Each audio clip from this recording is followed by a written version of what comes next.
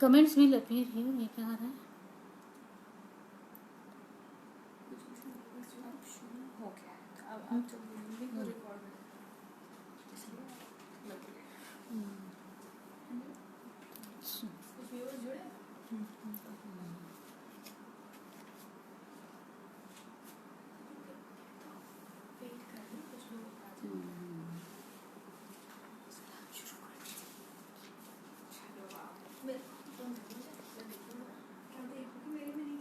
Hello साथियों, इस वक्त आप लोग मेरी आवाज़ सुन रहे हैं?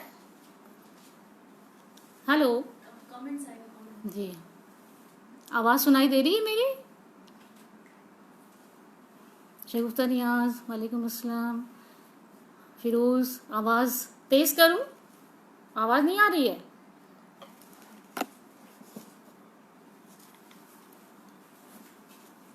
आवाज़ आ रही है? हाँ, ये लगाओ जी।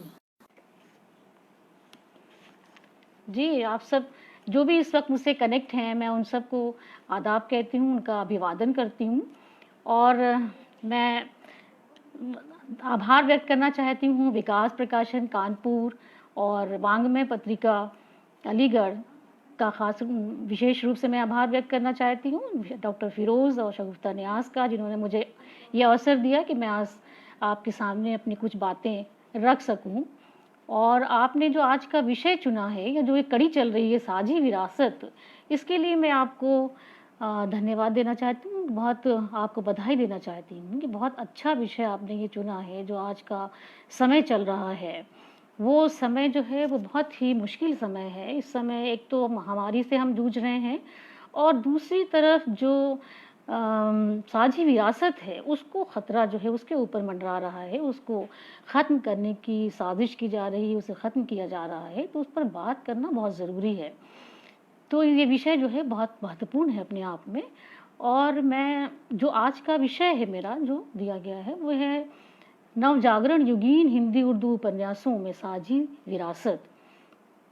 ये विषय जो है वो अपने आप में महत्वपूर्ण है और नवजागरण शब्द चूँकि उसमें जुड़ा हुआ है और हमारे जो हिंदी साथी हैं, हिंदी साहित्य का पठन पाठन करने वाले लोग हैं, वो इससे अच्छी तरह परिचित हैं नवजागरण से। लेकिन मैं कुछ और लोग भी ऐसे हैं जो इससे जुड़े हुए हैं इस वक्त, मैं उन्हें भी थोड़ा सा ये समझाना चाहती हूँ कि नवजागरण है क्या, नवजागरण का संबंध जो है वो कहाँ से है और किस तरह से है।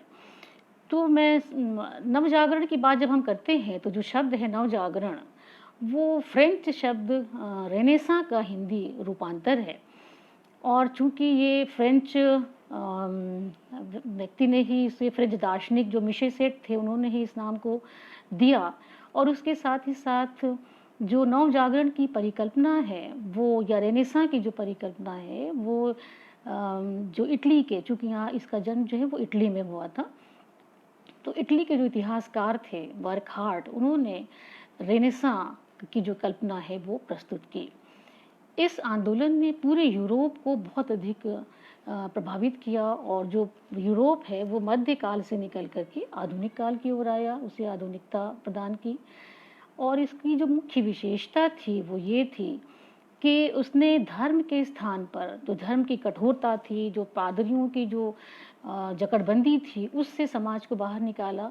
उसके साथ ही साथ जो तर्क को महत्व दिया गया, क्योंकि उस समय साइंस जो है वो विज्ञान का आविष्कार हो रहा था, तो आस्था का स्थान जो है वो तर्क ने लिया। और धर्म प्रचारक का या धार्मिक जो लोग थे या उसका जो धार्मिक आचार्य थे, उसका स्थान जो है वो फिलोसफर ने लिया, दार्शनिकों ने लिया।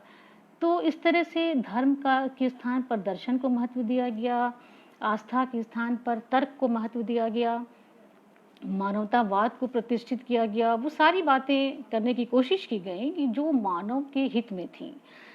इस आंदोलन को आगे बढ़ाने में अरबी विचारकों ने भी अपना बहुत बड़ा योगदान दिया। उन्होंने जो रोमन और विशेष रूप से जो यूनानी साहित्य था, उस यूनानी साहित्य को उन्होंने उसका अध्ययन अध्यापन किया और उसको उन्होंने पश्चिमी यूरोप तक पहुंचाया। फिर न्याय तंत्र में सुधार किया गया, शासन प्रणाली में सुधार किया गया और पूरे यूरोप में एक नए जीवन का संचार हुआ। इसीलिए हम इसे हिंदी में इसका जो रूपांतर किया गया वो नव जागरण किया गया। हिंदुस्तान पर भी इसका प्रभाव पड़ा। जब हम ये देखते हैं कि 14वीं शताब्दी से लेकर के 16वीं शताब्दी तक 200 साल तक इसने अपने वेग को बनाए रखा था। उस समय जब हम भारत में निगाह डालते हैं, भारत को देखते हैं, तो यहाँ पर जो साहित्य उस समय लिखा जा रहा था वो भक्तिपरक साहित्य था।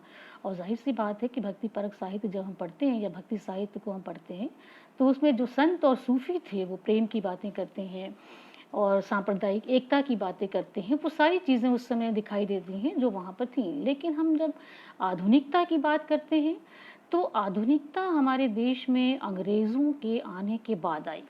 जब अंग्रेज़ यहाँ आए तो उनके साथ साथ जो है नई टेक्नोलॉजी और नई चीज़ें आई और आधुनिकता का जो परिवेश है पूरा वो तब बना। और सबसे पहले बंगाल में हमें देखते हैं कि जो बंगाल के आखिरी नवाब थे सिराजुद्दौला, उनको प्लासी के युद्ध में जब अंग्रेज़ों ने हराया, परास्त किया, तो उस समय जो बंगाल था वहाँ से मध्यकाल का अंत होता है और आधुनिक काल उत्पन्न होता है। इसी तरह फिर 1818 में हम देखते हैं कि महाराष्ट्र जो है वो अंग्रेज़ों के अधीन हुआ, तो वहाँ पर आधुनिकता आई। उसके साथ ही साथ 1856 में अवध, 1857 में हिंदी प्रदेश में आधुनिकता की लहर उत्पन्न होती है।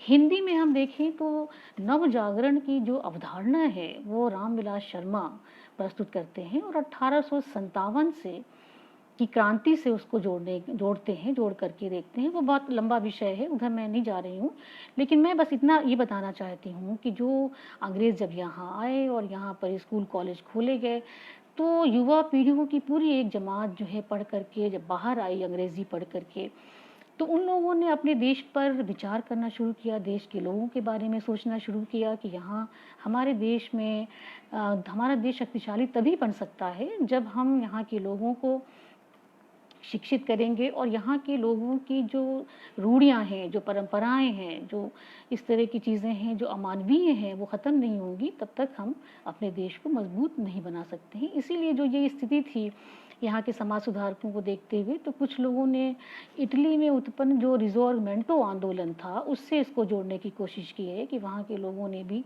सत्ता से सीधे ना टकरा करके अपनी ऊर्जा को जो है समाज सुधार आंदोलन में अभिव्यक्त किया। गांधी जी ने भी यही किया था। बीच में जब आंदोलन अपना छोड़ा उन्होंने, तो वो समाज सुधार के काम में लगे, कभी अछूतोद्धार के काम में लगे, कभी वो जो स्वदेशी चीज़ें हैं उनके उसमें वो लगे थे। तो इस तरह की चीज़ें जो हैं उस समय भी देखने में आती हैं। तो सबसे पहले जो अमानवीय प्रथा थी उस समय वो थी सती प्रथा, और राम मोहन राय ने अपने पूरा आंदोलन छेड़ा इस सती प्रथा को समाप्त करने के लिए। और उनको ये प्रेरणा तब मिली जब उन्होंने, और वो एक बार विदेश गए थे तो उन्हें ये सूचना मिली कि उनके भाई की मृत्यु हो गई है और उनकी भाभी को ज़बरदस्ती चिता में झोंक दिया गया है।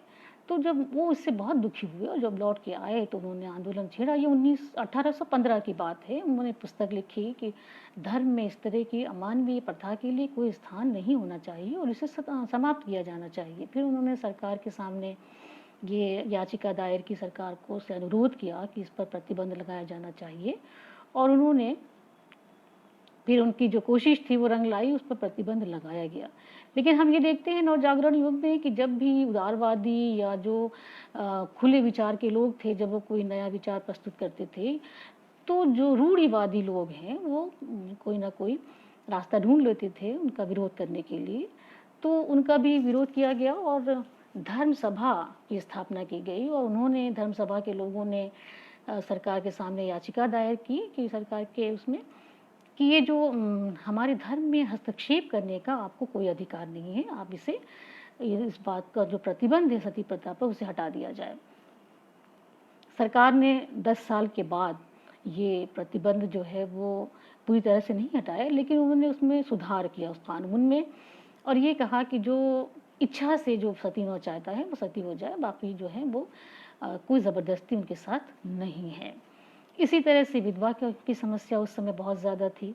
तो विधवा विवाह को लेकर के ईश्वर चंद्र विद्यासागर ने, चूँकि हिंदू धर्म और शास्त्र में विधवा का पुनर्विवाह जो है वो नहीं है, उसकी आज्ञा नहीं है, तो उन लोगों ने ईश्वरचंद विद्यासागर ने इस बात की कोशिश की कि विधवा का पुनर्विवाह होना चाहिए, इससे अनेक समस्याएं जन्म ले रही हैं, और उसमें उसमें वो जुट गए और धीरे धीरे होते होते काफ़ी उनको ये उसमें सफलता भी मिली और 1856 में ये बिल आ गया कि वो विधवा को पुनर्विवाह की आज्ञा दी जा सकती है। उसमें बहुत सारे कुछ पेच थे, चूँकि विधवा का जो है वो इसमें प्रॉपर्टी का भी मसला जुड़ा हुआ है, तो उस संपत्ति के मसले के कारण जो है ये मसला बहुत ज़्यादा पेचीदा बना हुआ था। लेकिन फिर भी ईश्वरचंद विद्यासागर ने अपने बेटे की समाज के सामने नमूना प्रस्तुत करने के लिए अपने बेटे का विवाह एक विधवा से करवाया। और फिर वहाँ पर भी यही हुआ कि जो रूढ़िवादी लोग थे वो इस बात को स्वीकार नहीं कर पा रहे थे, समाज में इसकी प्रैक्टिस नहीं हो पा रही थी, और लोग जो समाज सुधारक थे वो भी इससे बच नहीं पा रहे थे। और इसका उदाहरण है महादेव गोविंद रानाडे। रानाडे जो है वो विधवा विवाह के बहुत बड़े प्रचारक थे। उन्होंने उनकी पत्नी का जब देहांत हो गया तो लोगों ने ये सोचा कि शायद रानाडे अब किसी विधवा से विवाह करेंगे, लेकिन ऐसा हुआ नहीं। उन्होंने बहुत ही कम उम्र की एक लड़की से दूसरा विवाह किया और लोगों ने फिर जो उनकी आलोचना करनी शुरू की, उनका विरोध करना शुरू किया कि आप खुद विधवा विवाह के प्रचारक हैं, ऐसा क्यों किया। तो उनकी पत्नी ने फिर बाद में इसकी सफाई दी, जो उनका नाम भी रमाबाई था। उन्होंने अपने संस्मरण में ये लिखा कि उन्होंने रानाडे ने मुझसे विवाह इसलिए किया, एक विधवा से विवाह ना करके मुझसे इसलिए किया क्योंकि उनके पिता, उनके परिवार के लोग इस बात से सख्त नाराज़ थे, तो उनकी नाराज़गी के भय से उन्होंने ऐसा नहीं किया। तो इस तरह की चीज़ें जो हैं वो समाज में आ रही थी कि जो पढ़े लिखे लोग थे, जो खुद समाज सुधारक थे, वो रूढ़िवादियों या अपने परिवार या अपने समाज को दो स्तरों पर लड़ना पड़ रहा था। एक तरफ तो समाज से और दूसरी तरफ अपने ही परिवार, अपने ही घर के लोगों से लड़ना पड़ रहा था। इसके साथ ही साथ फिर स्त्री शिक्षा की बात की जा रही थी कि स्त्रियों को जब तक हम 19वीं शताब्दी को ये कहा जाता है कि वो स्त्रियों की शताब्दी है, कि स्त्रियों को आगे बढ़ाने की उसमें बहुत बातें की गई। तो स्त्री शिक्षा की बात की जा रही थी। वो स्त्री शिक्षा की बात जब की जाती है तो दयानंद सरस्वती, केशव चंद्र सेन और ज्योतिबा फुले, सावित्रीबाई फुले, इनका नाम जो है वो मुख्य रूप से आता है। लेकिन इन लोगों ने, केशव चंद्र सेन हो या दयानंद सरस्वती हों, ये लोग जितने भी समाज सुधारक थे वो इस बात पर एक मत थे कि लड़कियों को जो शिक्षा दी जानी चाहिए वो गृहस्थी की शिक्षा देनी चाहिए, और वो सिलाई, कटाई, बुनाई और जो पाक शास्त्र हैं इनमें ही उन्हें निपुण बनाया जाना चाहिए। सावित्री फुले और ज्योतिबा फुले ने इसमें बहुत महत्वपूर्ण भूमिका निभाई। और जो सावित्रीबाई फुले थे, ये ज्योतिबा फुले ने लड़कियों के लिए स्कूल खोला पूना में। और जब उनको उनके सामने ये परेशानी आई कि लड़कियां जो हैं वो वहाँ पढ़ने नहीं आ रही हैं, क्योंकि जो लोग हैं वहाँ के वो ये कह रहे हैं कि हम जो शिक्षक हैं, पुरुष शिक्षक हैं, उनसे हम पढ़ने नहीं देंगे। तो अपनी पत्नी से उन्होंने ये बात कही, तो पत्नी ने ज़्यादा पढ़ी लिखी नहीं थी सावित्रीबाई फुले, तो उन्होंने ये कहा कि आप मुझे पढ़ाइए, मैं लड़कियों को शिक्षा दूंगी। वो रात रात भाग भर जाग करके पढ़ती थी और पढ़ करके इतना सीख गई वो कि फिर वो लड़कियों को पढ़ाने लगी। जब वो लड़कियों को पढ़ाने स्कूल जाती थी तो उनको भी विरोध का सामना करना पड़ता था। जो ब्राह्मण समाज के लोग थे, युवक थे, वो उनके ऊपर सड़े हुए अंडे, टमाटर और इस तरह की गोबर और कीचड़, इस तरह की चीज़ें उनके ऊपर फेंकते थे। लेकिन वो भी अपने झोले में एक दूसरी साड़ी लेके जाती थी और वहाँ पर जाकर के साड़ी बदलती थी और फिर लड़कियों को शिक्षा देती थी।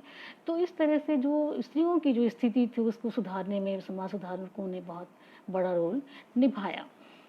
ये तो नव जागरण के कुछ मुख्य बातें, कुछ मुख्य मुद्दे सामने आए। उसके बाद जब हम सर सैयद अहमद ख़ां भी जो है वो नव जागरण के अग्रदूत के रूप में सामने आते हैं। 1857 की क्रांति की असफलता के बाद हिंदुस्तानियों पर जो जुल्म ढाए गए अंग्रेज़ों के द्वारा, उसमें दोनों ही जाति के लोग थे, दोनों ही धर्म के लोग थे, सबने मिल करके ये लड़ाई लड़ी थी, संघर्ष किया था। लेकिन सबसे ज़्यादा शिकार जो है वो मुसलमानों को बनना पड़ा, उनके क्रोध का। अंग्रेज़ जो हैं वो बहुत ज़्यादा मुसलमानों के प्रति अपने क्रोध को व्यक्त कर रहे थे। दिल्ली में कत्लेआम किया गया। उसके बाद पूरा जितने भी लोग अपनी जान बचा करके दिल्ली छोड़ करके चले गए थे, उनकी संपत्ति को कुर्क कर लिया गया, उनको दोबारा दिल्ली में आने नहीं दिया गया। उनकी जितनी भी नौकरियां थीं वो ख़त्म कर दी गईं, सरकारी, गैर सरकारी, कहीं पर भी वो नौकरी नहीं कर सकते थे, कहीं आवेदन नहीं कर सकते थे। जब भी विज्ञापन निकलता था तो वो लोग ये बात साफ-साफ उसमें लिखी हुई होती थी कि जो मुसलमान हैं वो इसमें आवेदन ना करें। गालिब ने भी अपने मित्र को एक पत्र लिखा और वो गालिब खुद शिकार हुए थे उसके, उनकी पेंशन बंद हो गई थी। तो उन्होंने अपने मित्र को लिखा कि महाजन दिल्ली में आ गए हैं, संघर्ष के बाद की जो स्थिति थी उसको बताया उन्होंने कि महाजन जो हैं वो दिल्ली में आ गए हैं, लेकिन मुसलमान एक भी दिखाई नहीं देता है और मेरे जितने भी रिश्तेदार थे उनका इतने लोगों का कत्ल हुआ है कि अगर मैं मर जाऊं तो मेरे ऊपर कोई रोने वाला नहीं होगा। सर सैयद इन सब चीज़ों को अपनी आंखों से दिल्ली में देख रहे थे और उन्हें इन चीज़ों का बहुत दुख था।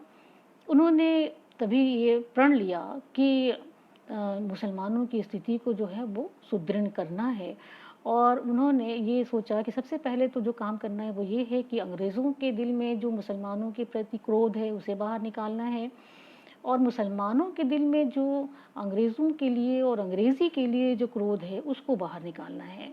इस काम में वो जुट गए, बहुत कोशिश की, बहुत प्रयत्न किया, सबको समझाया। उसके बाद फिर उन्होंने ये कहा कि मुसलमानों को आगे बढ़ाने के लिए उन्हें शिक्षित करना बहुत ज़रूरी है और फिर अलीगढ़ आंदोलन का जन्म होता है। 24 मई 1875 में उन्होंने यहाँ पर आधुनिक शिक्षा प्रदान करने वाला एक मदरसा जिसका नाम था मदरसतुल उलूम वो उन्होंने स्थापित किया।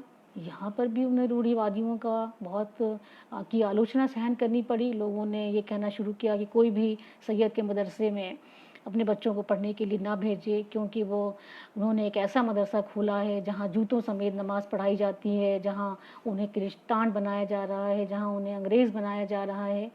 तो लोगों ने बहुत दिन तक इन चीज़ों को सुना, उसका विरोध उसको वो किया, बच्चों को मना किया, लेकिन फिर धीरे-धीरे जब प्रचार किया गया कि नहीं ऐसी कोई बात नहीं है, ये गलत प्रचार किया जा रहा है, तब लोगों ने वहाँ भेजना शुरू किया और फिर 2 साल के अंदर-अंदर वो मदरसा जो है वो एक कॉलेज के रूप में परिवर्तित हो गया, मोहम्मदन एंग्लो ओरिएंटल कॉलेज के रूप में और फिर 1920 में वो मुस्लिम यूनिवर्सिटी के रूप में स्थापित हो गया। सर सैयद की एक बहुत महत्वपूर्ण बात ये थी कि वो हिंदू मुस्लिम एकता की हमेशा बात करते थे और उनका ये कहना था कि जो हिंदुस्तान है उसका वो एक सुंदर दुल्हन की तरह है और जो उसकी 2 आँखें हैं वो हैं हिंदू और मुसलमान। अगर एक आँख खराब हो जाती है उस दुल्हन की तो दुल्हन जो सुंदर दुल्हन है उसका रूप बिगड़ जाएगा, वो महंगी हो जाएगी। इसलिए दोनों ही कौम को आगे बढ़ाने की ज़रूरत है, एक साथ मिल कर के आगे बढ़ने की, तरक्की करने की ज़रूरत है और कभी भी उन्होंने अपने मदरसे या कॉलेज और आज भी जो यूनिवर्सिटी है उसके दरवाजे हमेशा हर कौम के लिए, हर धर्म के लिए, हर मज़हब के लिए खुले हैं। लोग वहाँ आते रहे, चाहे वो शिक्षक हों, चाहे वो बच्चे हों, पढ़ने वाले विद्यार्थी हों, सभी धर्म के लोग वहाँ आकर के शिक्षा प्राप्त कर रहे थे और कर रहे हैं। आज भी यहाँ अलीगढ़ में जो गंगा जमुनी तहज़ीब है, जो साझी विरासत है, उसकी मिसाल देखनी हो तो अलीगढ़ में आप देख सकते हैं।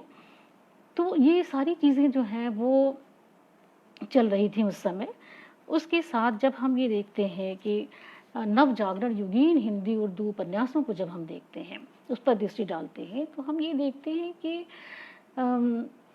ये 19वीं शताब्दी में जो उपन्यास लिखे गए हैं, मैंने जो लिया है इसमें बहुत सारी लंबी लिस्ट है उपन्यासों की, हिंदी और उर्दू दोनों की, नव जागरण युग में जो लिखे गए थे, लेकिन मैंने उसमें से कुछ उपन्यासों को लिया है, उनके माध्यम से अपनी बात को मैं कहने की कोशिश करूँगी। तो उसमें जो उपन्यास लिखे गए थे वो जब हम दृष्टि डालते हैं तो ये देखते हैं कि एक भी 19वीं शताब्दी में जो भी उपन्यास लिखा गया यानी 1869 से लेकर के 1900 के आसपास तक, उसमें हिंदी में एक भी मुसलमान उपन्यासकार नहीं दिखाई देता है। जबकि हिंदी को बनाने में, हिंदी को प्रतिष्ठित करने में या हिंदी में महत्वपूर्ण साहित्य को जो है वो संपन्न बनाने में मुसलमानों में बहुत महत्वपूर्ण भूमिका निभाई थी। हम अपभ्रंश से अगर देखें तो अपभ्रंश में संदेश रासक लिखने वाले अब्दुल रहमान जिन्हें अद्दहमाण कहा जाता है। अपभ्रंश में उन्होंने सुंदर काव्य की रचना की, जो भारतीय कथा को आधार बना करके उन्होंने कही थी।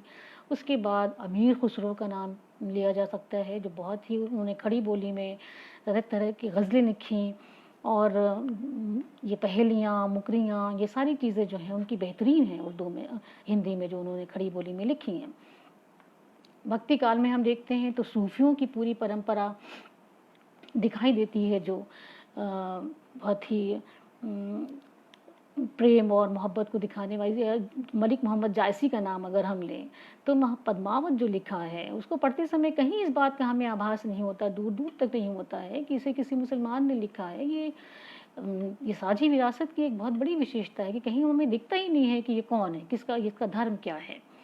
अब्दुल रहीम खान खाना के दोहों को आप देखिए, रहीम के दोहे किस तरह मशहूर हैं, किस तरह प्रसिद्ध हैं, कहीं नहीं लगता कि ये किस कौम का व्यक्ति जिसने इसे लिखा है। वो साझी विरासत की पूरी मिसाल थी। उर्दू में नज़ीर अकबर आबादी उर्दू में लिख रहे थे और इतनी खूबसूरत कविताएं, होली, दिवाली और मेले ठेले जुलूस, यहाँ की जो चीज़ें हैं उनका वो ऐसा स्वाभाविक चित्रण कर रहे थे कि लोग उन्हें हिंदी का मानने लगे और हिंदी में वो पढ़ाए जाने लगे। हमारे यहाँ भी हिंदी में नज़ीर अकबर आबादी को खूब पढ़ाया जाता है और वो उर्दू के साथ साथ हिंदी के भी कवि मान लिए गए। उससे और आगे हम बढ़ते हैं तो इंशाअल्लाह खान ने रानी केतकी की कहानी लिखी, जिसे हिंदी की भी पहली कहानी माना जाता है, उर्दू की भी पहली कहानी माना जाता है। जितने वो उर्दू के हैं उतने ही हिंदी के हैं। आगे चल के प्रेमचंद को भी वही स्थान प्राप्त है कि जितने वो उर्दू के हैं उतने ही वो हिंदी के हैं। जितना हिंदी वाले उन्हें प्रेम करते हैं, जितने उर्दू वाले करते हैं उतने हिंदी वाले भी उनसे प्रेम करते हैं। तो ये सारी चीज़ें चली आ रही थी, लेकिन इस समय जो उपन्यास लिखे गए उसमें एक भी मुसलमान उपन्यासकार हिंदी में नहीं दिखाई देता। इसके क्या कारण थे? इस प्रश्न पर जब हम विचार करते हैं तो हम ये देखते हैं कि अंग्रेज़ों की जो नीति थी, डिवाइड एंड रूल, उसका शिकार यहाँ के लोगों को होना पड़ा। यहाँ की साझी संस्कृति को, साझी विरासत को होना पड़ा। और जो सबसे बड़ा अहम रोल निभाया, सबसे बड़ी भूमिका थी, वो फोर्ट विलियम कॉलेज की थी।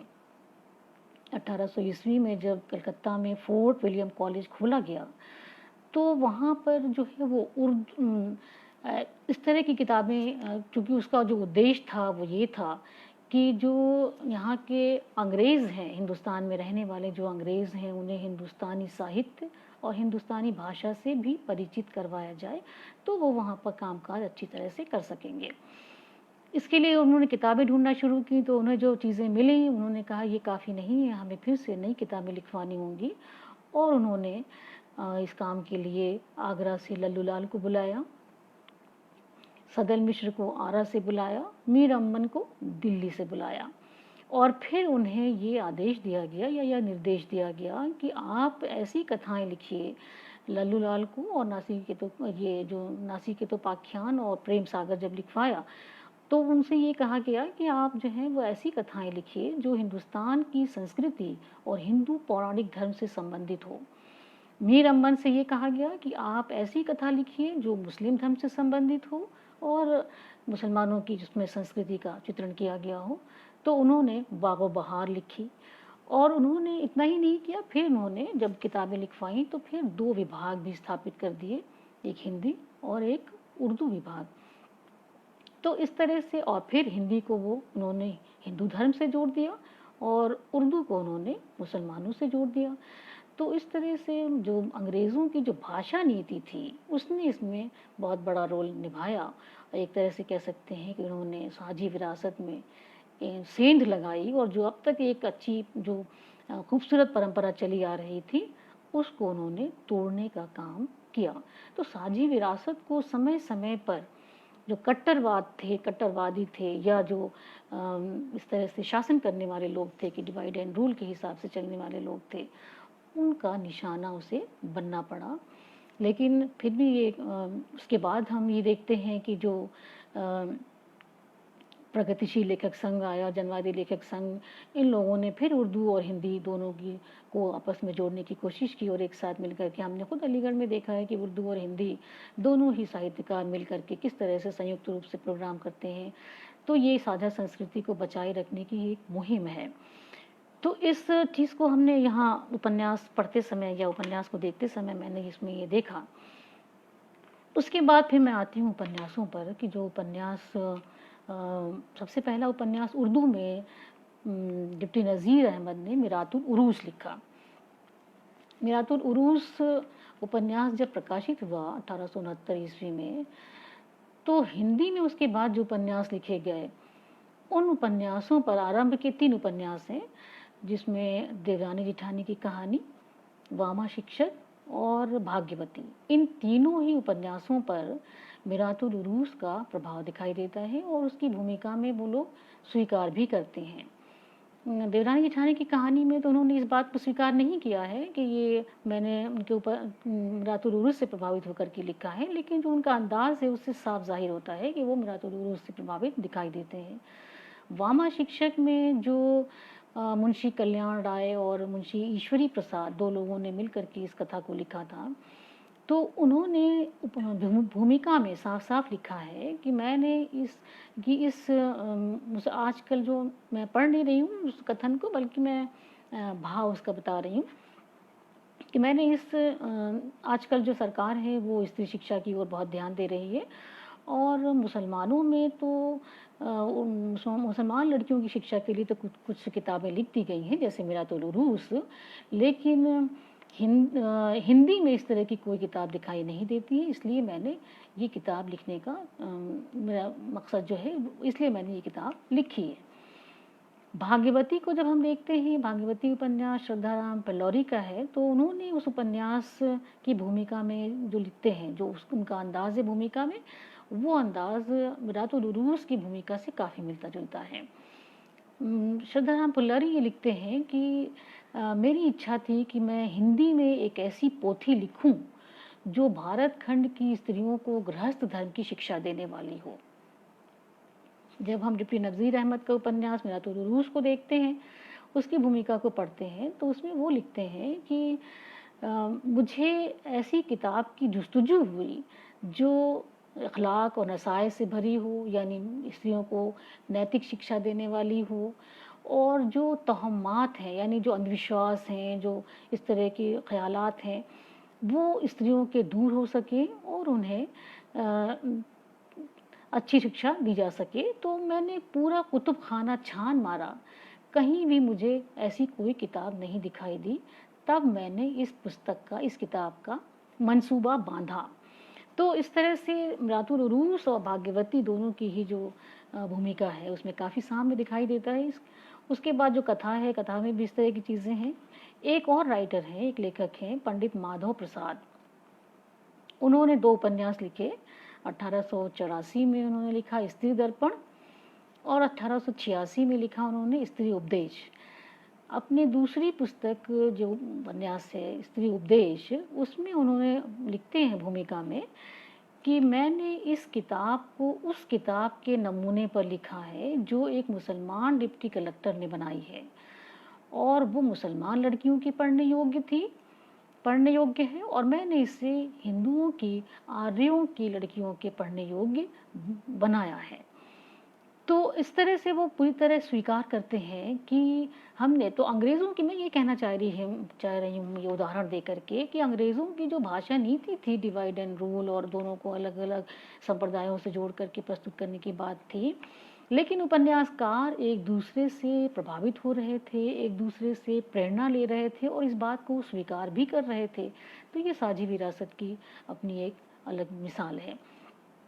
उसके बाद हम आते हैं उस पे कि जो विषय है इन उपन्यासों का, तो चूंकि स्त्री शिक्षा के लिए ही आरंभिक उपन्यास जो लिखे गए थे वो स्त्रियों की शिक्षा प्रदान करने के लिए ही लिखे गए थे, तो जाहिर सी बात है कि स्त्री शिक्षा की ही बात की जा रही थी और दो बहनों के माध्यम से या 2 देवरानी जेठानी के माध्यम से बात को जो है वो प्रस्तुत कर रहे थे उपन्यासकार। और एक अच्छी स्त्री के गुण क्या होते हैं और एक बुरी स्त्री के गुण क्या होते हैं, ये 2 खाने जो हैं उन्होंने बांट रखे थे।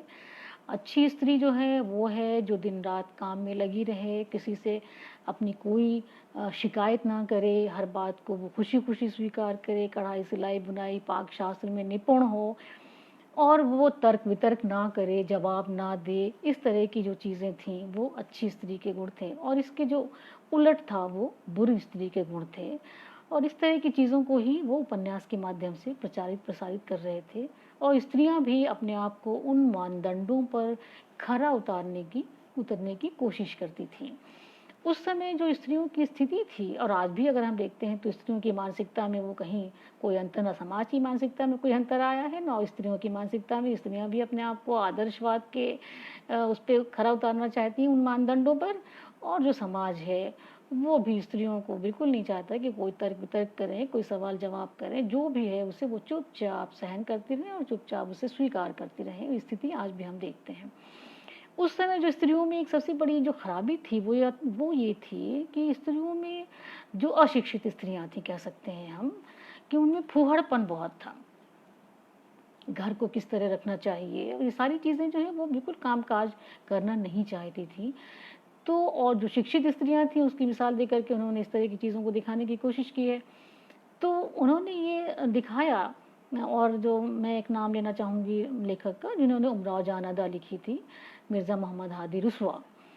उन्होंने उन्होंने उमराव जान अदा उपन्यास जो लिखा, तो उसमें उन्होंने ये बताया कि या ये कह सकते हैं कि वो एक तो उन्होंने इस उपन्यास में एक तवाइफ की जो दर्द है, उस दर्द को तो उन्होंने बयान किया ही है कि किस तरह से एक अमीरन नाम की लड़की जो है वो किस तरह से उमराव जान में बदल जाती है, और उसके क्या दर्द हैं, क्या तकलीफ़ें हैं, उसका तो चित्रण किया ही। साथ वो ये भी दिखाना चाहते हैं कि लखनऊ में और इस तरह के रिवाज थे कि जो तवाइफों के कोठे हुआ करते थे वो शिष्टाचार के और के गढ़ हुआ करते थे। वहाँ पर रईसों के बच्चों को भेजा जाता था ताकि वहाँ पर वो उनसे शिष्टाचार सीख सकें। तो वो एक जिक्र किया है उन्होंने, मिर्ज़ा हादी रुस्वा ने, कि वो उमराव जान जो है वो अकबर अली नाम के एक पात्र हैं, उनके घर जाती है। वो सैयद हैं, सैयदानी उनकी पत्नी है। तो वहाँ पर वो ये देखती है कि उनकी जो घर का क्या हाल है। वो ये कहती है कि मैं देखती हूँ खुदा का दिया हुआ सब कुछ है, लेकिन कोई भी चीज़ अपनी जगह पर नहीं है, सब उल्टी पड़ी हुई है। सामने जो है वो जो बुआ मामन जो हैं वो खाना बना रही हैं, मक्खियाँ भी भिना रही हैं, अंगनाई में जगह जगह कूड़े पड़े हुए हैं, बेगम साहिबा के बिस्तर पर भी बहुत सारे सामान बिखरे हुए हैं। बुआ मामन जो हैं वो ला कर के उन्हें, बेगम साहिबा को पानदान देती हैं। तो चूने और कत्थे के धब्बों से पूरा पानदान जो है वो छिपा पड़ा है। फिर वो ये लिखती है कि मेरा तो देख के जी मिचला गया। अब एक सैयदानी और एक तवाय, दोनों के जो फूहड़पन है, या जो दोनों का जो दस्तूर है, या दोनों की जो मानसिकता है, उनको दिखाने का प्रयत्न किया है कि जो सैयद घराने के लोग हैं वो अपनी स्त्रियों को कुछ सिखाते नहीं हैं, कुछ इस तरह की चीज़ें जो हैं वो उसको दूर किया जाना चाहिए। भाग्यवती में भी हम ये देखते हैं कि भाग्यवती जब विवाह करके अपने घर में आती है तो ये देखती है कि जो उसकी ननद है, जो उसकी जेठानी है, वो किसी काम को हाथ नहीं लगाती हैं। वो ये कहती है कि मैं देखती हूँ कि सुबह से लेकर शाम तक जो सामान जहाँ बिखरा पड़ा है वहीं पड़ा हुआ है, और जो चीज़ जहाँ पड़ी है वहीं है, कोई किसी काम को हाथ नहीं लगाती थी। सोने और खाने के सिवा उनका कोई काम ही नहीं था। तो इन सब चीज़ों को लेकर के उपन्यासकारों ने बात की कि समाज को आगे बढ़ाना है और घर को सुधारना है, समाज को सुधारना है, तो स्त्रियों को सुधारने की ज़रूरत है। स्त्रियों में ये जो सारी चीज़ें हैं उन्हें दूर करने की ज़रूरत है।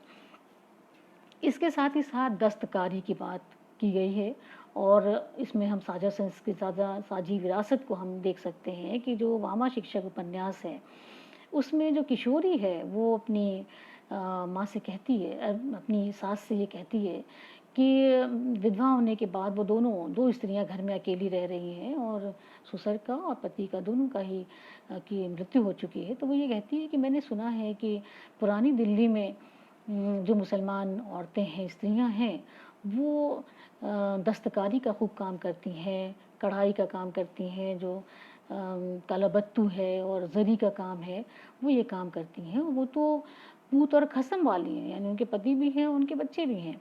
तो हम क्यों नहीं कर सकते हैं, और हमें करके ये अपना उन्नति करनी चाहिए, ये पैसे अर्थोपार्जन करना चाहिए। और वो अपना अर्थोपार्जन करती है, वो अपने घर को संपन्न बनाती है, अपने बच्चे की परवरिश करती है, और वो दस्तकारी के माध्यम से ही अपने आप को संपन्न बनाती है।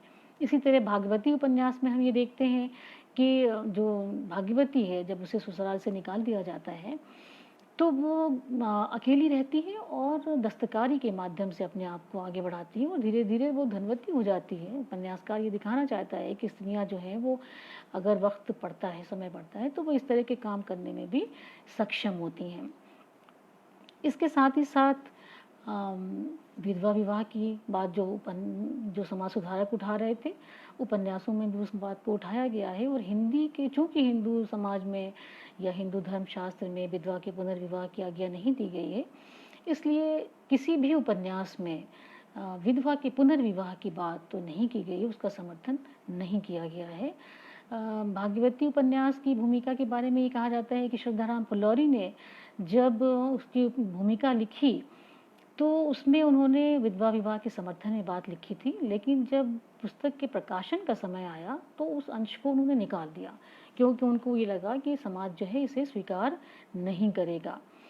इसके साथ ही लेकिन जो देवानी जिठानी का, जो पंडित गौरीदत्त शर्मा का जो उपन्यास है, उस उपन्यास में उन्होंने ये बताया कि कम से कम उन्होंने इस बात की ओर संकेत किया कि जो बाल विधवा हैं वो बहुत ज़्यादा उनको दुख झेलना पड़ता है, पूरा जीवन उनका नष्ट हो जाता है। और एक खींच जो है उन्होंने हिंदू धर्मशास्त्र के प्रति एक खींच उसमें ज़रूर दिखाई देती है। एक पात्र से कहलवाया है उपन्यासकार ने कि पत्थर तो हमारी जाति में पड़े हैं। मुसलमानों में, साहबों में यानी ईसाइयों में तो ब्याह होने में कोई परेशानी नहीं होती, दोबारा विवाह हो जाता है। अब तो बंगालियों में भी होने लगे हैं, और धोबी, नाई, कहार और इस तरह की जो जातियां हैं निम्न वर्ण की, उनमें भी कोई ब्याह में कोई परेशानी नहीं होती। तो इस तरह से उपन्यासकार जो है वो और जातियों को लेकर के, जो लोग हैं उनकी अच्छी बातों को लेना चाहते हैं, इसलिए उसका वो उल्लेख करते हैं अपने पात्रों के माध्यम से। लेकिन वामा शिक्षक में ये बात नहीं दिखाई देती। वामा शिक्षक में वो ये कहते हैं, जब किशोरी विधवा हो जाती है तो उसकी बहन का पत्र आता है कि तुम्हें तो अपनी जो टीचर हैं ज्ञानों भी विधवा हो चुकी हैं, बाल विधवा थी, कि ज्ञानों की तरह अपना जीवन बिताने की कोशिश करनी चाहिए, और अब तो तुम्हें और अगर कोई आर्थिक परेशानी हो तो मुझे लिखना और मैं तुम्हें आर्थिक सहायता दूंगी। लेकिन वो ये कहती है किशोरी की नहीं, मुझे किसी आर्थिक सहायता की ज़रूरत नहीं है, अब तो जब मुझे ऐसे ही जीवन काटना है तो मैं अपने बल पर अपना जीवन व्यतीत करूँगी। वो दस्तकारी करके अपना जीवन व्यतीत करती है। मुसलमानों में ये समस्या, विधवा की समस्या नहीं थी विधवा विवाह की, क्योंकि इस्लाम में इस बात की आज्ञा दी गई है कि जैसे ही विधवा होती है कोई स्त्री तो 4 महीने 10 दिन जिसे इद्दत कहते हैं, उसके बाद उसका पुनर्विवाह कर देना चाहिए।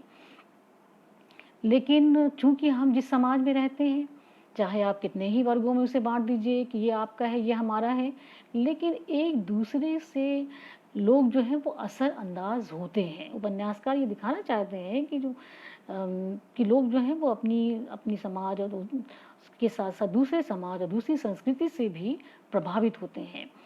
तो मुस्लिम समाज में भी इसको बुरा समझा जाने लगा कि नहीं, विधवा का पुनर्विवाह नहीं किया जाना चाहिए, ये सही नहीं है। पंडित रतन नाथ सरशार, जो उर्दू के एक सशक्त उपन्यासकार हैं, उन्होंने इस मानसिकता का वो इस ओर संकेत करते हैं कि जो एक दूसरे का असर है, वो हम एक साथ रहते हैं तो हम एक दूसरे से अच्छी बुरी चीज़ें सीखते हैं, इसलिए हमें साझा संस्कृति को बचा करके रखना चाहिए। तो वो ये कहते हैं, जो उनका उपन्यास है फसाने आज़ाद, उसमें वो एक पात्र के माध्यम से मुस्लिम मानसिकता का चित्रण करते हैं। कहते हैं, एक स्त्री है, वो ये कहती है, खबरदार लड़की को अब ना ब्याहना, और भले मानसों में बेवा का विवाह नहीं हुआ करता, और वाह खानदान में बट्टा लगाओगी। तो वो इस तरह की बात करके वो व्यंग करते हैं एक तरह से कि समाज में जो है वो एक दूसरे का असर इस तरह से लिया जाता है। लेकिन डिप्टी नज़ीर अहमद ने एक उपन्यास लिखा अयामा, उस उपन्यास में उन्होंने इस बात का की अपील की समाज से कि विधवा का पुनर्विवाह कर दिया जाना चाहिए, क्योंकि उस समय दशा उसकी बहुत बुरी थी। इस तरह की आत्मनिर्भरता उनमें थी नहीं और इतनी जागरूकता भी नहीं थी, तो उनका बहुत बुरा हाल होता था और समाज की दृष्टि उनके प्रति बहुत ज़्यादा, अब भी नहीं बदली है ज़्यादा, लेकिन उस समय तो बहुत ही बुरा हाल था। तो उन्होंने फिर राशिदुल खैरी उर्दू के दूसरे उपन्यासकार हैं, उन्होंने नौहे ज़िंदगी उपन्यास लिखा और लिख कर के सब ये अपील की कि विधवा का पुनर्विवाह हो जाना चाहिए। अब हम बाल विवाह की बात करते हैं कि उपन्यासों में किस तरह से दिखाया गया है उर्दू और हिंदी में।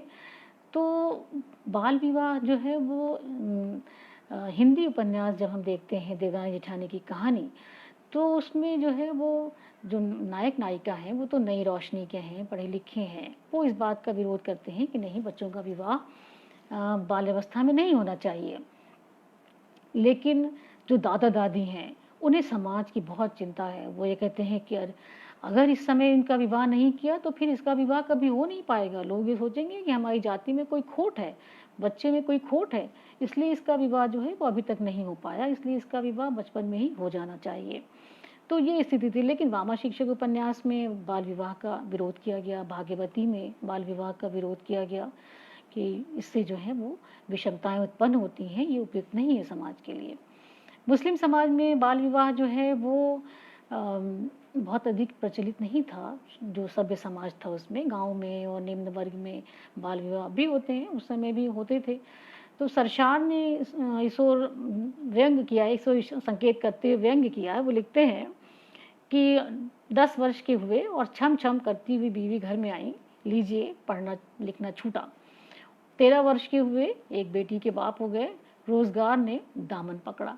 तो इस तरह से वो व्यंग के माध्यम से अपनी बात को कहते हैं कि बाल विवाह जो है वो इस तरह से समाज में चल रहा है, जो समाज के लिए सही नहीं है।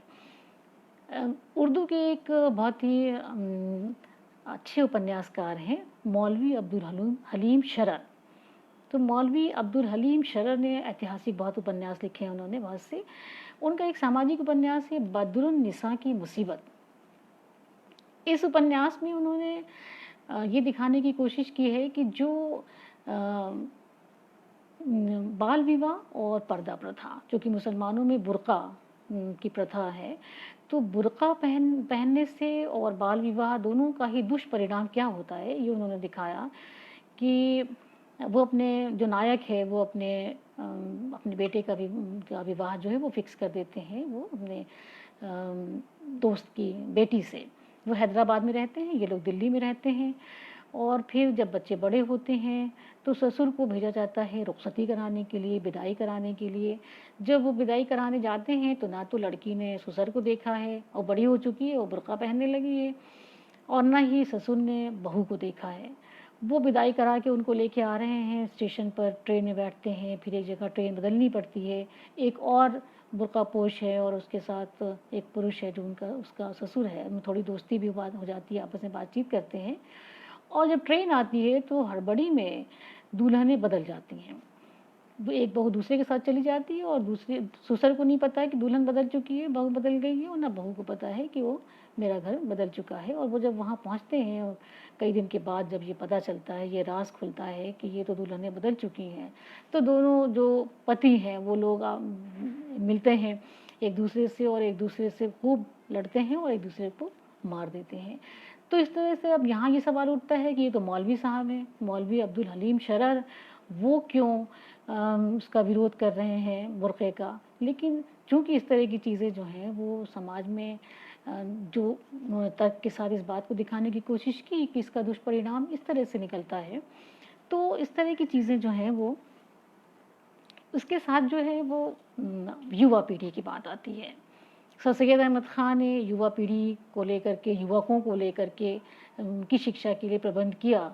और लोग सवाल ये करते हैं कि स्त्री शिक्षा के लिए उन्होंने कोई प्रयत्न नहीं किया, लेकिन उनके जो मित्र थे, जूनियर थे, शेख अब्दुल्ला, उन्होंने स्त्रियों के लिए अलीगढ़ में अब्दुल्ला कॉलेज, अब्दुल्ला स्कूल खोला, फिर वो कॉलेज के रूप में परिवर्तित हुआ, वो खोला।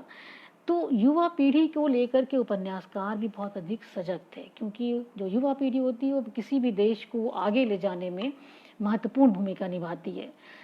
जो उस समय जो युवा पीढ़ी थी उसमें 2 तरह के लोग थे। कुछ तो अंग्रेज़ी पढ़ लिख कर के अपने देश और अपने समाज के बारे में सोचते थे, और कुछ ऐसे लोग थे जो अंग्रेज़ी पढ़ लिख कर के साहब बनने लगते थे, या उनमें फैशन परस्ती आ जाती थी और तरह-तरह के मित्र उनके बन जाते थे, और खूब चापलूस मित्र जो हैं वो उन्हें घेरे रखते थे और खूब वाह-वाह होती थी, और वो अपना धन जो है वो दोनों हाथों से लुटाते रहते थे। हिंदी में जो जिसे आचार्य रामचंद्र शुक्ल ने हिंदी का पहला उपन्यास कहा है, परीक्षा गुरु लाला श्रीनिवास दास का, इस उपन्यास का विषय मुख्य रूप से यही है कि मित्र जो है वो मित्र को पहचान करके, सच्चे मित्र की पहचान जो है व्यक्ति को होनी चाहिए। किस तरह से जो नायक है वो अपने चापलूस मित्रों से घिरा हुआ रहता है और अपनी सारी जायदाद जो है उनकी वाहवाही में लुटा देता है, और आखिर में वो जेल पहुंच जाता है। उस वक्त जो मित्रों की टोली है पूरी, वो वहाँ से खिसक जाती है, गायब हो जाती है, कोई भी उसकी मदद के लिए नहीं आता। आखिर में आता है उसका जो टीचर है, जो शिक्षक है, वो उसे समझाता रहता है, लेकिन उसकी बात मानता नहीं था, वही आकर के उसकी मदद करता है। तो इस तरह से जो सैयद अहमद ख़ान ने भी खुशामद को लेकर के, जो खुशामद पसंदी थी उस वक्त बहुत चल रही थी। उर्दू उपन्यासकारों ने भी इस बात को लेकर के दिखाने की कोशिश की है। फसाने आज़ाद में दिखाया उन्होंने, सरशार ने, कि किस तरह से वहाँ के जो रईस, लखनऊ के जो रईस और नवाब थे, और थोड़ी बहुत जो बची कुची संपत्ति थी उसे लोगों की वाहवाही में, चापलूस मित्रों की संगत में उसे वो गंवा देते थे। बटेरबाजी और मुर्गबाजी तो वो करते ही थे, साथ ही साथ जो है वो दोस्तों की वाहवाही में धन को खूब लुटाते थे। इसके साथ ही मिर्ज़ा मोहम्मद हादी रुसवा ने शरीफज़ादा और ज़ाते शरीफ नाम का 2 उपन्यास लिखा, जिसमें उन्होंने युवकों को इस बात की, जो शरीफज़ादा उपन्यास है उसमें उन्होंने इस बात की प्रेरणा दी है कि जो युवक है वो किस तरह से परिश्रम करके अपने बल पर 5 रुपए की नौकरी से वो इंजीनियर के पद तक पहुंच सकते हैं। इसको उन्होंने दिखाने की कोशिश की। और सर की बात मैंने की थी कि उन्होंने खुशामद नाम का एक लेख लिखा था, जिसमें उन्होंने ये बताया कि खुशामद पसंदी जो है वो एक जहर के समान होती है, जो व्यक्ति को मार डालती है। इसलिए खुशामद पसंदी जो है वो व्यक्ति के अंदर नहीं होनी चाहिए, जो उस वक्त के युवकों में मुख्य रूप से आ गई थी। हिंदी के उपन्यासकार पंडित बालकृष्ण भट्ट ने सौ जान एक रुझान जो उपन्यास लिखा, वो भी इसी बात को लिखा गया था कि जो युवा पीढ़ी है वो किस तरह से भ्रष्ट हो रही है, उसको दिखाने के लिए किया गया था। इसके साथ ही साथ जो युवा पीढ़ी है उस वक्त वो पढ़ लिख करके उनमें साहब बनने का मोह बहुत हो गया था, कि वो पढ़ लिख करके नौकरी करना चाहते थे, साहब बनना चाहते थे।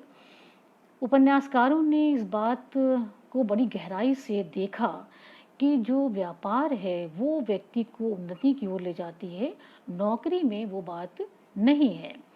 हिंदी उपन्यास हम देखते हैं वामा शिक्षक, उसमें जो नायिका है गंगा, उसका पति नौकरी करता है और किसी बात से नाराज़ होकर के वो नौकरी से त्यागपत्र दे करके आ गया है। तो वो ये कहती है कि अब तुम्हें नौकरी नहीं करनी है, तुम्हें दुकान खोलना है या सौदागरी करनी है। तो वो कहता है कि अच्छा, मेरे पर क्या मुसीबत पड़ी है कि मैं नौकरी करूँ, मैं सौदागरी करूँ या दुकान खोलूँ? ये क्या मैं पढ़ा लिखा नहीं हूँ? तो उसने ये फिर ये कहने की कोशिश की कि जो दुकानदार, ये गंगा ये कहती है, फिर वो ये कहता है कि ये तो यही मसल हो जाएगी कि पढ़े तो फारसी बेचें तेल। तो गंगा ये कहती है कि नहीं, ऐसी बात नहीं है, मैंने ये खुद पढ़ा है भारतवर्ष किताब में कि हिंदुस्तान में जो अंग्रेज़ आए थे वो सौदागरी करने आए थे, और सौदागरी करते करते धीरे धीरे वो यहाँ के राजा बन गए। तो भाई उन्नति तो रोज़गार में ही है, इसलिए तुम्हें रोज़गार करना चाहिए। तो वो उसकी बात मानता है और वो उस पर अमल करता है और दुकान खोलता है वो, और देखते देखते वो सेठ बन जाता है। तो इसी तरह से जो है वो परीक्षा गुरु में भी लाला श्रीनिवास दास ये कहते हैं कि जो लोग पढ़ते लिखते हैं वो अपने बाप दादा को रोज़गार छोड़ करके नौकरी करना चाहते हैं, जबकि नौकरी में कहीं कोई उन्नति नहीं है। कल कारखानों में और पैदावार को बढ़ाने में ही उन्नति होती है। तो इस तरह से जो उपन्यासकार थे वो इन सब चीज़ों की उसमें देखते हैं। उर्दू में हम देखते हैं तो फिर सरशार की बात मैं करूँगी कि पंडित रतननाथ सरशार व्यंग करते हैं ऐसे युवकों पर जो नौकरी की ओर भागते हैं। उनका ये कहना है कि वो ये कहते हैं, जो कथन है कि हज़रत जिन्हें खाने को रोटियां ना हो वो सत्तू बांध करके नौकरी के पीछे पड़े तो कोई बात भी हो। तुम्हें क्या सूझी है कि 5-10 की नौकरी के लिए एड़ियां रगड़ते हो। इस तरह से कह के वो युवकों पर व्यंग करते हैं कि आपको ये हिंदुस्तान की हालत इसीलिए ख़राब है, वो ये कहते हैं। उर्दू उपन्यासकार हैं राशिदुल खैरी। उन्होंने जो शाम ज़िंदगी उपन्यास लिखा है उसमें उन्होंने ये कहती है, जो नायिका है वो अपनी ननद से कहती है कि नौकरी से बदतर भी कोई पेशा हो सकता है। जैसे अपनी नौकरानी की तरफ वो संकेत करती है, जैसे ये तुम्हारी कमबख्त नसीबन, वैसे ही कलेक्टर के सामने तुम्हारे भाई हैं। तो इस तरह से वो नौकरी को बहुत ही हे समझने की, समझाने की कोशिश की गई उर्दू उपन्यासों में भी और हिंदी उपन्यासों में भी। फिजूल खर्ची उस समय बहुत ज़्यादा बढ़ गई थी और लोग जो हैं वो शादी ब्याह के मौके पर या किसी की मौत के मौके पर जो है वो फिजूल खर्ची खूब किया करते थे और ज़िंदगी भर की जो कमाई है वो एक शादी पर वो खर्च कर दिया करते थे। उपन्यासकारों ने इन चीज़ों की, इन छोटी छोटी चीज़ों की ओर संकेत किया कि फिजूल खर्ची जो है वो बिल्कुल नहीं होना चाहिए विवाह के अवसर पर। विवाह तो एक दिन का होता है, उसमें वो भाग्यवती उपन्यास में इस बात की ओर संकेत किया गया है, वामा शिक्षक में इस बात की ओर संकेत किया गया है कि फिजूल खर्ची से हमें बचना चाहिए, चाहे वो विवाह के अवसर पर हो या मृत्युभोज पर हो। उर्दू उपन्यास में शाम ज़िंदगी में राशिदुल खैरी का जो उपन्यास है शाम ज़िंदगी, उसमें उन्होंने इस बात की ओर संकेत किया है कि जो उसकी सास का, नसीमा जो है उसकी सास का की मृत्यु हो जाती है तो 40वें पर जो भोज होता है उसका वो विरोध करती है। वो ये कहती है कि ये जो खर्च है वो न हासिले दीन न हासिले दुनिया। लोगों से कह दो कि यहाँ कोई दावत नहीं होगी, हट्टे कट्टे आएंगे और उड़ा के चले जाएंगे दावत, उससे कोई फ़ायदा नहीं होगा। और जो कुछ देना है तुम मदरसे में, यतीम खाने में दे दिया जाए और कोई दावत पर इसे नहीं करना चाहिए। जो पढ़े लिखे लोग हैं जब इसे नहीं कम मानेंगे, इन चीज़ों को नहीं ख़त्म करेंगे तो फिर कौन ख़त्म करेगा। आज हम देखते हैं कि कोरोना जो है वो हमें शिक्षा दे रहा है कि हमें विवाह जो है वो इस तरह से नहीं करनी है। पहले 50 था कि 50 तक गेस्ट होने चाहिए, अब शायद बढ़ के 100 हो गया है। तो प्रकृति जो है, जब चीज़ें जो हैं वो बहुत ज़्यादा अपने आप को, जब अति हो जाती है चीज़ों की, तो प्रकृति भी अपने आप को बैलेंस करने के लिए इस तरह की चीज़ें जो हैं वो उत्पन्न करती हैं, जिसे हम देखते हैं। इसी तरह से झाड़ फूंक, टोने टोटके, पीर फ़कीर, ये सारी चीज़ें जी उस समय बहुत राइज थी। डिप्टी नज़ीर अहमद ने तो अपनी भूमिका में ही इसी बात को स्पष्ट कर दिया था कि जो इस तरह के तोहमात हैं उनको हम दूर करने की कोशिश करें। तो वो जब बच्चे बीमार होते थे तो बजाय इसके कि उन्हें हकीम डॉक्टर को दिखाया जाए, वो झड़वाते थे, उन्हें ओझा को बुला करके झड़वाया जा रहा है। जो देवरानी ठानी की कहानी उपन्यास का जिक्र मैं कर रही हूँ, उसमें एक ननुआ चमार है, उसको बुला के झड़वाया जाता है और वो बच्चे को झाड़ता है और जो पुड़िया दे के जाता है वो जमाल गोटा है, वो उसे पिला दिया जाता है। और जब बच्चे की तबीयत ख़राब होती है तो पता चलता है कि वो इस तरह की चीज़ें थीं। तो इन चीज़ों को ख़त्म करने की बात जो है वो की जा रही थी। भाग्यवती में, भाग्यवती भी बार बार इस बात संकेत करती है कि इस तरह की चीज़ें नहीं होनी चाहिए। उर्दू उपन्यासों में भी डिप्टी नज़ीर अहमद के मिरातुल उरूस में और इस बात की ओर संकेत किया गया है कि नसीमा जो असगरी है, अकबरी और असगरी दो बहनें हैं, तो असगरी जो है वो पढ़ी लिखी समझदार है, वो इन बातों को मानने की तैयार नहीं होती और लोगों से ये कहती है कि ये चीज़ें गलत हैं। इसी तरह से जो दूसरे उपन्यास हैं उसमें भी इन चीज़ों की ओर संकेत किया गया है कि ये झाड़ फूँक जो है वो नहीं होना चाहिए, ये गलत चीज़ें हैं। इसके साथ ही साथ एक उस समय की एक बहुत बड़ी एक हर उपन्यास में वो चीज़ मैं देखा मैंने कि नौकरों की, जो घरेलू सहायक होते थे, घरेलू नौकर होते थे, वो हेरा फेरी करने में बहुत तेज़ होते थे। वो घर के राजदार हुआ करते थे, घर की आर्थिक स्थिति उनसे छिपी नहीं होती थी, तो वो घर के लोग जो हैं उससे दबते भी थे। और चूंकि स्त्रियां जो हैं वो ज़्यादा पढ़ी लिखी नहीं होती थी तो वो हिसाब किताब उनसे लेती नहीं थी, वो खूब हेरा फेरी करते थे।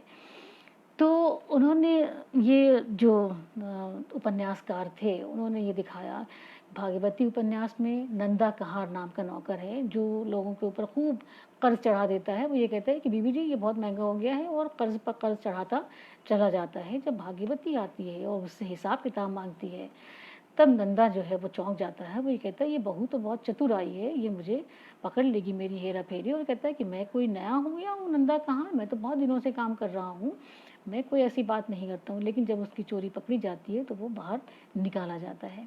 इसी तरह उर्दू उपन्यास में तो रूस में मामा अजमत, मामा कहते हैं नौकरानी को, तो मामा अजमत है जो खूब जम कर के हेरा फेरी करती थी और कोई उसे पकड़ नहीं पाता था।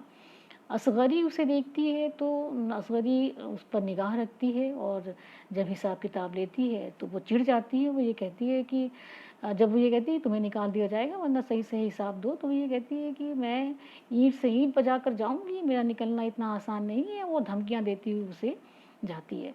तो इस तरह की जो चीज़ें हैं वो उपन्यासकार निरंतर समाज में जो चीज़ें चल रही थी उसे वो दिखाने का प्रयत्न करते हैं। और हिंदी उर्दू उपन्यासों में जो जो भी विषय हम देखते हैं, जो भी विषय को उन्होंने उठाया है, उनमें इतनी समानता है, बहुत ज़्यादा। तो चूँकि दोनों ही एक समाज में रहने वाले लोग हैं, तो अपनी जो साझी विरासत है उससे वो कैसे बचे रह सकते हैं। जो चीज़ें उनके सामने आती हैं वही चीज़ें उनके भी सामने आती हैं। तो फिर जो ये अलगाववाद है, जो ये इतनी दूरियां हैं, ये इनको नहीं होना चाहिए। उपन्यासकार कहीं ना कहीं इन चीज़ों को दिखाने की कोशिश करते हैं। लेकिन ये जो प्रश्न है अपने आप में बहुत महत्वपूर्ण है कि इस समय कोई ऐसा हिंदी में उपन्यास नहीं लिखा गया जो मुस्लिम संस्कृति का चित्रण करता हो, और उर्दू में, हाँ, उर्दू में जो है वो कोई ऐसा उपन्यास नहीं लिखा गया जो हिंदू जीवन की संस्कृति का चित्रण करता हो। लेकिन उर्दू में एक उपन्यासकार जो है सरशार, जिनका उल्लेख मैंने किया, पंडित रतननाथ सरशार, उन्होंने जो फसाने आज़ाद लिखा है उसमें उन्होंने लखनऊ के मुसलमानों का जो सजीव चित्रण किया है वो अपनी मिसाल आप है। साझी विरासत की एक बहुत बड़ी मिसाल है, और उसकी प्रशंसा जितनी की जाए उतनी कम है। जो पंडित ब्रिज नारायण चकबस्त, जो उर्दू के एक कवि हैं मशहूर, और उसके साथ ही साथ मजमून निगार भी हैं, निबंधकार हैं, तो वो अपने निबंध में उनकी प्रशंसा करते हैं सरशार की, और ये लिखते हैं कि वो ऐसा कैसे कर सके कि एक मुस्लिम संस्कृति का इतना जीवंत चित्रण उन्होंने कैसे फसाने आज़ाद में किया है। तो वो लिखते हैं कि कश्मीरी पंडितों का ख़ानदान, मुसलमानों का पड़ोस, अरबी फ़ारसी की शिक्षा, और इतना होने पर भी अगर उन पर लखनवी रंग न चढ़ता तो बहुत ताज्जुब की बात थी।